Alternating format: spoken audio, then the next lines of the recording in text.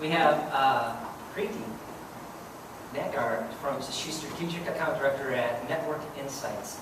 And we've had a pleasure of spending some time this afternoon talking to her at lunch and finding a little bit more about not what she does. The fact she lives only about 2 miles from me, so not very far at all. But she's got basically as a 360-degree marketing and media strategist with over a decade of experience in creating and directing unique marketing experiences for leading CPG brands. She brings her past experiences from working at some of the world's top media planning and research firms like Starcom, IPG, JWT, and William Mather, let alone Mindshare. And her master's is in advertising from Syracuse. She currently serves as Strategic Account Director at Network Insights. And in that role, she uses real-time social data to advise, craft, deliver unique actionable insights and strategies to brands such as Miller Coors, MTV, P&G, Duracell, Revlon, and most recently for Duracell, we applied that real-time data to creating a tailor-made sequence influencer model. So that's basically what we're going to talk about today is influencers. Not just that influencers are important to each and every one of us in the room, but how do you find them? And then what do you do once you've found them? What are the metrics behind them? So it's our pleasure to introduce Preeti. And if you have any questions, I think she'll accept them at any time. Otherwise, we'll take those at the end as well. Thank you. That was a really nice introduction. My name is again Preeti Nadgar. And today I'm going to talk to you about Network Insights. I'll tell you a little bit more about my company in a bit. But what it is we collect 1 petabyte, which God knows how much information that is, of data across platforms, across all social platforms, and we collect it and apply technology, tools, and then very smart people to it to be able to find insights in it that inform marketing decisions. We call ourselves a marketing decision platform. I'll talk to you a little bit more about that in a minute. Can you hear me, Michelle? The topic, like Jim described today, is finding influencers. So finding, discovering who is your fan, who's your evangelist, who's your advocate, who's your ambassador, and how we can take that forward, and how we can use them to do a plethora of things. So is it driving awareness? Is it bringing other brands into the consideration set? What is it? So I'll tell you a little bit about me. Enough has been said about what I've done in my career, but really I think of myself as a communication strategist by day, and a mom of 2 living in Naperville. So any of you see me on the train or the bus, say hi. It is quite lonely. And I do speak 7 languages, so that's something my colleagues learned about me today as well. So what I'm going to tell you a little bit about Network Insights. The basis of what we talk about is what we call our social sense platform. Really 2 parts to it. The left-hand side you see over there is kind of the science, and to the right is the scientist. The science is a dashboard. The dashboard is really simple. It's a daily decision tool. It's going to help you understand how to make marketing decisions. When we take it to an analytical level, that's where you're looking at themes and trends and by audiences and looking at what's happening in this space. And then we have the scientists, which is really professional services, where you're looking at a team of marketing and communication strategists, but you're also looking at people who have vertical industry experience. For example, I manage the CPG and retail vertical for Network Insights. And then we have what we call our Sync Suite, which is really our main product, which is able to inform decisions for 3 really critical areas that marketers are interested in. So it's audience, it's content, and it's media. Want to know more about us? You can always find our website and figure out networkedinsights.com. I'm going to tell you a little bit more about our credentials. And so 3 quick points. 3 people who said we're awesome. Fast Company, we were listed as number 39 in top 50 most innovative companies. We are ahead of PayPal, and we are proud of it. But we were in good company with Apple and Facebook and others ahead of us. And then Forrester described us in their latest listening platform, Wave, as having an unrivaled advantage in using social data to inform media planning and budgeting. And then finally, we are venture-backed by Goldman Sachs Asset Management. So having said all of that, let me talk to you about what you really came here for, which is influencers. So what I'm going to talk to you today is very different from the statistical affinity graphs you might have heard of in the past. We're going to talk about how to use what we call a consumer affinity graph, and to be able to look at that via a brand platform and find influencers.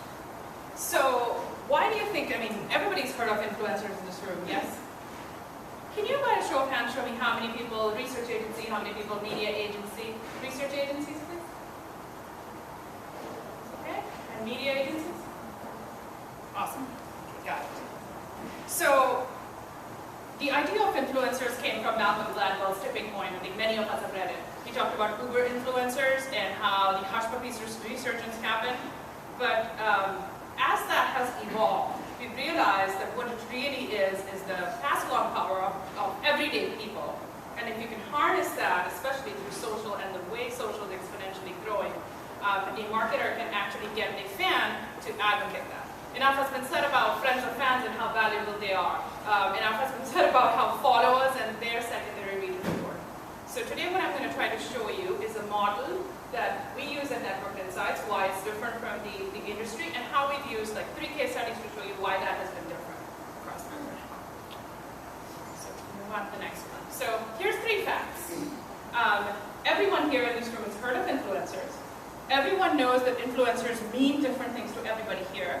And identifying influencers is not where a smart marketer should stop. So we'll talk to you about what after. How do you use this information? And really 3 key areas. You can use an influencer, you can talk to influencers, you can talk through influencers, or you can talk with influencers or use them to be able to put your message out to other fans. So the first thing I want to talk to you about is how it's done today. So in the industry, cloud is pretty much the biggest big kahuna in the market who talks about influencers. And there are a lot of articles if you go out there in the space, and our own viewpoint as well. If you look at cloud in general, 3 things that we think require some enhancement, which is why our approach, we think we wanted to develop separately. The first thing is really they use true reach and amplification and other metrics. If I put it out to the team and say, who has a cloud account here? Does anybody have one? And I don't want to put you guys on the spot, but I will. Do you guys know what true reach or amplification is? It's a complete setup because I don't expect you to know, because that's the answer, that nobody knows what the answer is to any of these pieces. Her score may be 40 and yours may be 72. What's the difference? Do we know? Inconsistencies, they may be both experts in media research, and so there's inconsistencies in that. And then the other thing is that cloud's collecting information only from Facebook and Google Plus and Twitter. But is that enough? I mean, I know it's like 60, 70% of the conversations out there, but is that really enough? Because when we see in our data consumers going to blogs and forums and asking questions, asking for reviews and recommendations, so that's an important data set to be able to collect as well. So what we are calling is really the black box of not knowing what metrics is. You get a single score and then you've got to just decide whether this is an influencer or not. So I want to show you a different approach to be able to do that. That's a little bit simpler, very logical, but also gets you to the same point. And so let's define an influencer. So let's say, can anybody describe to me what an influencer is? And I will tell you what an influencer is not. Anyone, just free to hear this. Please. Someone who tends to be aware of things on the cutting edge and has a large social group, tends to share their opinions of products or ideas with others. Yes, and I think you've covered all of them except for that they should be trustworthy or credible in that space as well. I will tell you what they're not. They're not winning any popularity contests because popularity is actually not influence. Lady Gaga is popular, Bono is influential. So remember that is one important thing. The other part is influencers are not passive. They're people who speak, they're people who talk, they're people who interact frequently. Jay-Z is an influencer in some spaces, but in the social space he is not because he's very quiet in the social space. So that's another way to be able to think about influencers.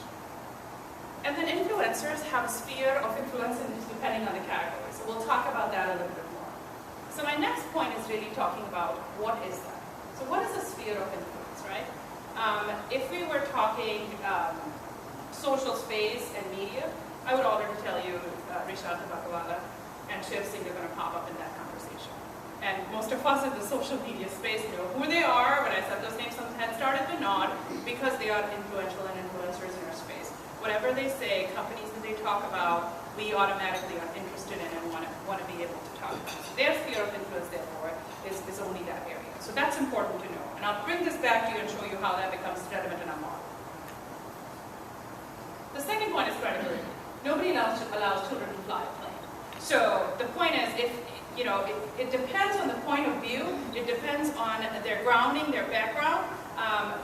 However, children do have faster power. I know this is a mom of two.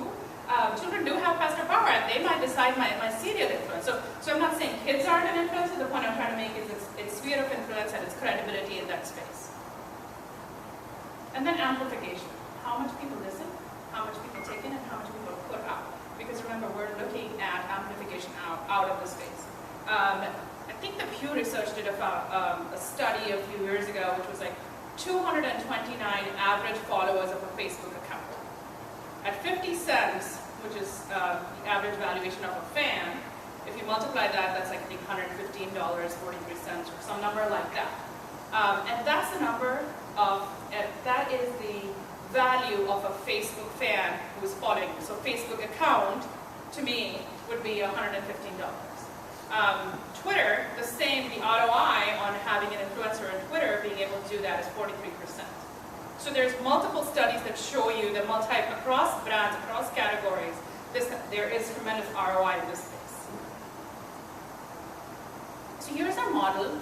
Let me talk about it a little bit more. This is where I'd love to take questions. Do you have any questions here? Fairly simple. The first one is daily reach, right? So how big is this conversation? A marketer comes to us, asks us to either discover new influencers completely, or asks us to validate their own list and go find lookalikes. The first thing we're always going to look at is reach, because an influencer has to have that kind of big platform, that big audience, and the right and relevant audience, of course. So what we're looking at is size and scale, but we're looking at the value of that as influence. We're also looking at resonance. So how many people, of the people who follow this person, share that content outwards? And that's another important metric we like to follow, because what we're thinking of there is the amplification that I was speaking about a minute ago. And then we want to talk about relevance. So on if it's fashion or shoes, I'm going to go to Katie. But if it's travel, I'm going to go to my colleague Sean, who's traveled all over the world. Everybody knows, everybody has fans, so we ask for certain kinds of information. Everybody has people who are following on any social media who are important in some space or the other. And so that's really important. And that's really the credibility of that message. And then finally, is what we call the ripple, which we've really taken from the Word of Mouth Association, is really an organic message amplification. So if I speak to Katie, how many people does Katie deliver that message to? So you think of it as a secondary reach.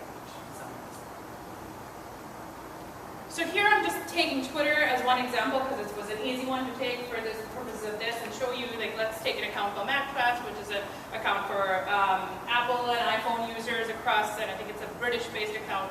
And let's look at what it reaches. So it reaches 100,000 people. It's going to drive awareness to that fan following of 100,000 Apple fans. When we're looking at lists, for example, and lists are consumer-generated lists, I can decide that you are an expert in media, or I can decide that she's an expert in, I don't know, agency world, creative content, whatever that might be. And then that shows me that there is an implied thought leadership in this category. It shows me credibility. It shows me that this person has real influence, and that means something. And then finally, we're talking about resonance and ripple, which are kind of the same thing, which is really how much, what is the shared value of the space, and then what is the reach of that shared content or shared value. And so now I want to show you 3 case studies. At this point, I can stop and ask you questions about the model, or you want to go ahead and just do the case studies? Case studies then. The first one we're going to talk about is a consumer tech project where what they wanted to do was a couple different things. So we had a list that a PR agency had already developed, and they wanted us to go and validate that list and discover people who looked like this list. So what we did was, with this model, looked at reach, looked at relevance, looked at resonance, segmented that influencer market and started to look at who are really important consumer tech space. And then, our smartphone isn't just a device that makes our life easier. It's also a cool device that makes us hipper. It's also a device that we want in various colors. So there's a hip, connected social element to that we also wanted to bring in. So when you're looking at the audience and who the audience is listening to in terms of smartphones, for example, you're going to start to see that resonance of many different segments. So it's not just, you would assume it's the Walt Mossbergs and the David Kochs of the world, who everybody listens to, right? Because they are the big all things D or Wall Street Journal people, or the New York Times tech following. But what we're really looking at is what we call those people influentials. And we are talking about kind of the little I, or the influencers, who are people like you or me, who consumers have said, this guy really knows what he's talking about. This guy has a blog that I follow. This guy's fantastic about it. He knows what he's talking about on smartphones, and he knows ahead of everybody else what's going on. And so I'm going to listen to him because he's going to give me something better to do. So the result of this was really a prioritization of key influencers. But we got a ton of evangelists, and this program has gone up 301% in terms of the reach that it had before it started with us in terms of amplification. The second part is a real-time optimization of a campaign. I think many media researchers here would know the feeling of a brand manager coming to them, or an agency person coming in and saying, "We already started this fantastic idea with this A celebrity, it's awesome, we have this fantastic idea, but he's not doing enough. Like, his contract says 3 tweets or 4, announcements, 5 PR mentions, whatever. We're done. That's capped off the program." And so our clients will come to us and ask us, how do I amplify this conversation? Where do I take this? So one of the simple things to be able to do is to look at the universe of people who are already following the celebrity, put the model for those people, and start to look at what is that amplification, who should they amplify with, who should they go after, and how do they spread the message of the brand through the celebrity to this fan following that will then become the advocate or the evangelist. And in this program specifically, we looked at real-time optimization. So we're looking at the celebrities' ripple and then identifying who among those are the right affinity group for the audience, for their brand, and then pushing that out. And that resulted in 1 million extra impressions, and they had a fantastic in-store event that was kind of the culmination of this celebrity and the event itself, and that had, I think, more than expected results there. So are you taking something that's already out there and re-amplifying it? Or are you targeting the initial communication in a way that would resonate better in like a secondary audience? So we don't activate anything. There's a PR agency that comes to us and says, we've already fantastically planned this event. And we're not into the activation space. What we are in is the inside space. So what we're going to be able to do is, for example, take a celebrity, Jennifer Aniston, and say that she has all of these, she's going to have, 3, 5, 6 million people who are following her on any single medium. How important is she, or how important are each one of those people? Do they really make a difference? There's going to be somebody who's an, Entertainment Weekly magazine writer. To be able to bring them into the fold and make them an advocate or an evangelist, there's probably a dollar amount associated with somebody has to write the check. But there's someone else who has this fantastic fan following who people follow, who's actually a fashion person, but everybody listens to whatever is happening there. So Jennifer Aniston's message is actually transferred better to a population of fashion-aware women through this, through Katie, rather than, because she's such a fashion evangelist, rather than whoever the Entertainment Weekly person might be. So you're working with a PR agency to guide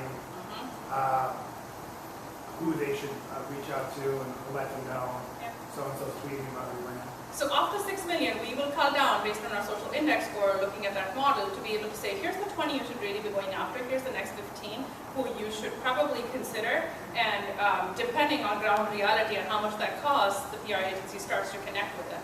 Most of the time, because social space is, 6 degrees of separation from Kevin Bacon or whatever that is, most of our influencers are actually connected to one another, because that's the idea of the affinity graph. Everybody is connected to one another through things they like and share.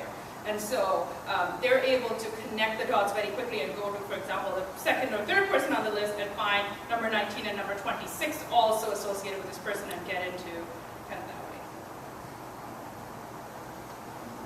Are you looking at organic influencers? We are looking at organic and paid. Like I said, that is a list. We try not to look at organic and paid. We do like to see credibility in this space. You know, making this up as I go, but Chris Brown is probably followed by Rihanna. And we cannot go and ask Rihanna as a brand to be our brand evangelist. She may have the biggest reach, she may have the biggest resonance, the biggest relevance, and all of that. But we have to put a sanity filter to that and say, well, she's not the right person. We're, again, not looking for the big-eyed influentials. We're looking for the little people who are going to be the everyday people who do the pass-along messages. And most of the times, with most of our agencies, we found that those are more organic conversations. Okay. I have one more for CPG, or mobile tech rather, which was trying to understand, and this is many of the conversations that come to us about celebrities. Who's the right celebrity? So I talked to you about the first case study, right? It was like, how do we talk to these people? The second one is the amplification exercise, where how do we talk through these people? And this one is how do you talk with these people using an influencer in this space? And so what we're talking about here is a list of pre-identified targets. We're looking at the consumer affinity graph and saying, who's the most relevant in this space? You know, you look at the cost of the celebrity. So this is one of those exercises where we did look at paid, and we're saying, you know, what is the cost of each celebrity with their resonance, and looking at an ROI as part of our social score when we're building it out. And then we identified a celebrity spokesperson. So if it's, you know, consumer tech or mobile tech, that's a following of individuals who are, you know, so are we going to talk about Justin Bieber, who has the highest cloud score of 100? Or are we going to talk about Brian Urlacher? Or is it a small band that has only made its videos via this small little phone? You know, so we are able to look at all of those different parts and say, based on ROI, which one is the first one to go after? And the answer is never one single influencer. That's the whole point of this exercise, is that if we have only one single influencer, that would not be enough to amplify the message. The idea here is that you have to have many influencers in the space to create that pass-along viral element for your campaign or your own. And then questions, which I think some of them I've answered, but I'd love to answer more. And if you have a point of view, feel free to say that as well. How do you guys account for and deal with clutter in the space, knowing that if I follow 5,000 people on Twitter, I'm not going to see every message that all those 5,000 people send out just because there's not enough time in the day? The answer is a bad one. The answer is it's just like TV. Is it playing in the background? Am I watching the ad? Did I see it? Influencers are not the only space. But if I'm really interested in my influencer, the average person goes to Twitter every hour, average Twitter follower, which might be 50% of Twitter still following, but, you know, except for Adam, everybody else checks. He said it was a week, which is, we have to change that. We're going to tweet him now every time to make him check it out. But everybody usually goes about an hour. So I would say, you know, there are things we have to deal with, such as news feeds or algorithms or edge ranks and things like that within each of these spaces. But the most important thing is if this person is a true influencer,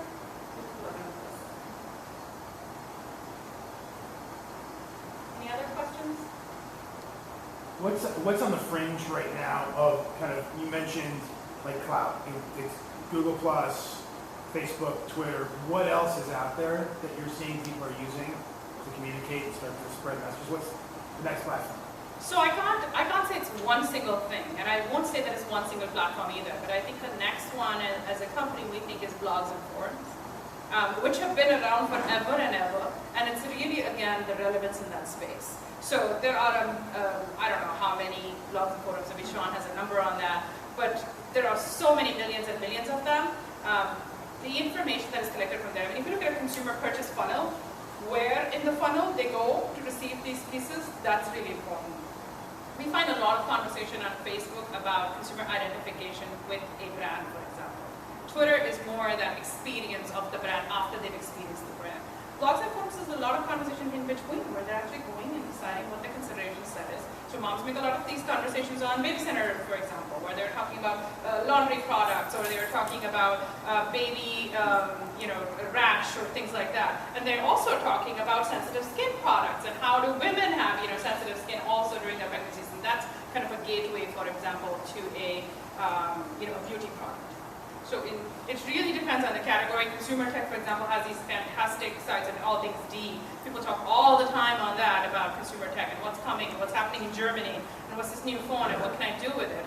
And that's, in my opinion, and our shared opinion in Network Insights, much more relevant than a Samsung ad, for example, with GS3 and showing you how to tap the phone. And if my friend tells me, I can tap the phone, that's much more relevant to us. Yeah. How do you guys feel about like image-based sites like Pinterest with that type of sharing content? So the most difficult thing with Pinterest has been, and this is industry-wide, and that's really where I think this industry is going to go in terms of influencer, is to be able to look at the entire space and see where, how to be able to look at images. I mean, images is a lot about labeling. What we do with our data is semantic analysis, right? Words have power. Each word means something. Each word where it is sitting means something, and there's an algorithm and a technology to be able to build that out. Similarly, we're working on building the same thing out for Pinterest, for example. And some marketers have, at this point, done it manually in that they've looked at kind of the design boards of their top fans and used them as influencers. I mean, are you all familiar with the Codex piece that Codex did a few years ago? So I'll just talk about it because it's an interesting project, but it's on YouTube. We have nothing to do with it. It's just an awesome thing. So Codex, what they ended up doing was they were on YouTube and on Pinterest, and they have these fantastic boards. It's very difficult behavior to change the brand choice of a woman once she's decided what sanitary product she's going to use. How do you get into her space and try to disrupt that? And so that was kind of the marketing objective they had. And so they went in and looked at all the Pinterest boards, found advocates whom they thought what this would look like, and created specific product boxes, which they sent to each of these advocates by mail. And they were able to generate all of these earned impressions around that because it was such a cool idea to be able to connect with influencers. So it speaks to the power of influencers. How many followers do you have? I have, I think, 230. That doesn't mean anything, it's just a number. No? But it could be an influencer because it doesn't matter, right? Yes. Thank you very much. Thank you. So the good news is, that was a great session, and we're giving you guys some time back. Whether you choose to tell your employer that it ended earlier on, it's up to you. Couple things. Next month we have Sam Armando, who's coming in to talk to us about annual upfronts. It's always a big crowd pleaser.